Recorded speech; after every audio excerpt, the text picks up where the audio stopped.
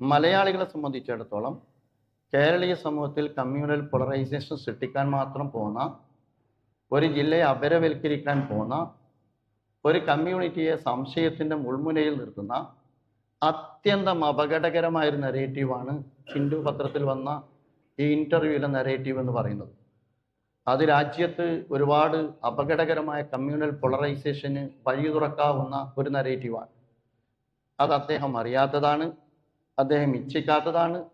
CPM അതിനെ promote ചെയ്യുന്നില്ല എങ്കിൽ മുഖ്യമന്ത്രിയെ പോലെയുള്ള ഒരാളെ കുറിച്ച് കൈസൻ എങ്ങനെയാണ് ഇത്തരത്തിലുള്ള വ്യാജരേഖ ചമക്കുന്നത് എന്നത് പ്രധാനപ്പെട്ട ചോദ്യമാണ്. ആ ചോദ്യത്തെ മുഖ്യമന്ത്രി ഇന്നും അഡ്രസ് ചെയ്തിട്ടില്ല എന്നുള്ളതാണ്.